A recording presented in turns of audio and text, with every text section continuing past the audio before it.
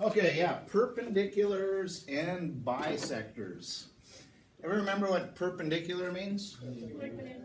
Yep, 90 degrees. So instead of writing perpendicular, remember, you can just put an upside down T. And then remember what it means to bisect something? Cut it in half. So it's two equal pieces. So a perpendicular bisector is if you've got any segment,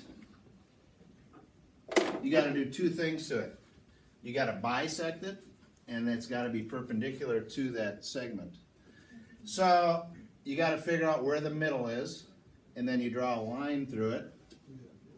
So to show that it's a perpendicular bisector, you got to show that that equals that. So you just put one mark there, one mark there. And to show it's perpendicular, what can you put on it? A little square to show that it's a 90. Okay? So anytime you do a perpendicular bisector, usually we'll just sketch these. We are going to do constructions on Friday. This is one of them that we're going to do.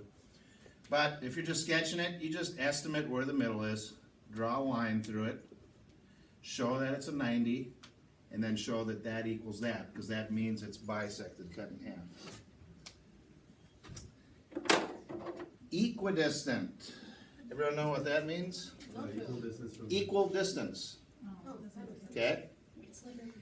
So if something is equidistant from 2 points, if you've got 2 points here, the most obvious would be right in the middle, right? But it actually could be here too, or here, or here, or here, or there. Because if you measure from here to here and here to here, those would be the same distance.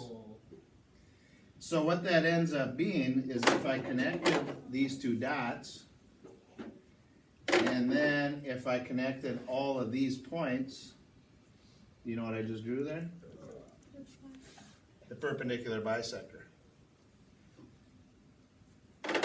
So what that means is, oops, any point, here's the segment and here's the bisector, any point you pick on this line, it keeps going forever and ever this way, is going to be equidistant from that point and that point. They're going to be the same distance apart. Now that is something that you're going to use throughout the whole chapter. This has to do with like 3 different things we're doing. There's perpendicular bisectors, next it's angle bisectors. Okay? So what you need to remember about the perpendicular bisector is every point on it is the same distance from these 2 points. That's the main thing about it. So if something's equidistant from 2 lines, I'll just draw it and show you what we'll be getting to. If you've got an angle and you draw a bisector, every point on this line, no matter where I pick it, is going to be the same distance or equidistant from each side. That will equal that. No matter what point you pick, it'll be the same distance from those 2 lines. Okay? So, perpendicular bisector. Every point is the same. If you have a perpendicular bisector, then you know that every point is the same distance away from the endpoints. And then that works the other way too, is if you had a picture like this.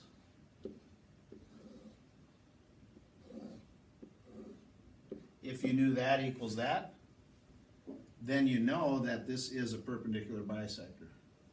So you would know this, even though it's not drawn, you would know that's a 90, and you would know that that equals that. Okay? Okay, Mackenzie, you better watch this. Now, this is a question that is on an ACT test I saw. It's in your test when you take it, which is quite a ways away, but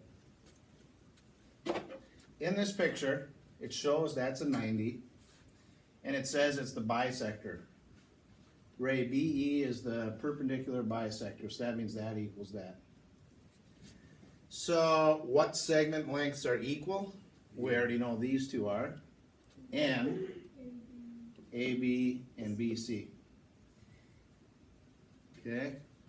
Then it tells us that AP is congruent to CP. What can you conclude about point P? Someone just said it, what? Point P, even though it's not drawn, you can kind of tell if you extended this line, it would go through P. So the easiest answer would be to say then it lies on the perpendicular bisector.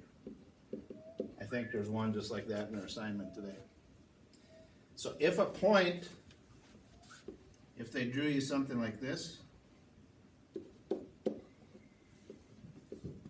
and even though there's no line there, if they told you that AC was congruent to BC, and they said, what could you conclude about C? You could conclude then that it lies on perpendicular bisector. If you drew a line through it, it would be the perpendicular bisector. So here we get to the angle bisector one. I already showed you that if you bisect an angle, any point on that line is the same distance from each side. So then they say that the converse of that is if these are the same distance apart, then you know that this is a bisector. Okay? Now when you measure it too, you can't just draw any random line. I can't measure from here to here and here to here. You do have to measure at a 90 like that. So you draw a 90 there, a 90 there. That would be the same as that.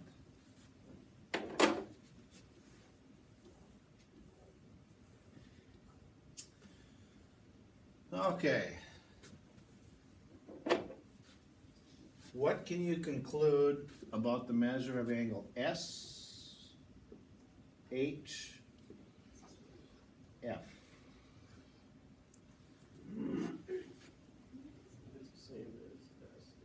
It is the same as SAHT.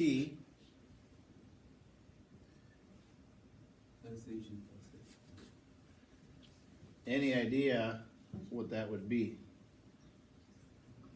45. It's 45 degrees. That would be the easiest thing to say. You could, it is true if you said it's the same as SHT. Either one of those would be correct.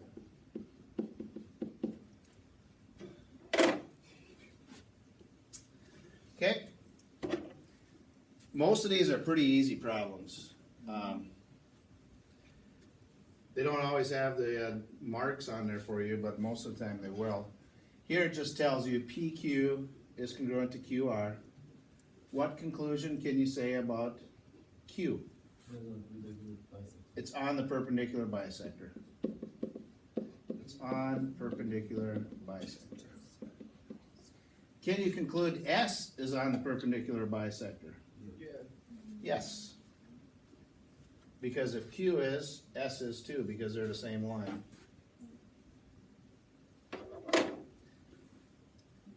Okay, simple one here.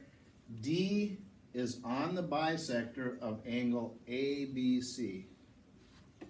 So that means even though there's no line there, it's on the bisector. If you drew a line, that would be the bisector. So they're just asking, what is DC? How long is that? 6. They're the same distance away. Okay.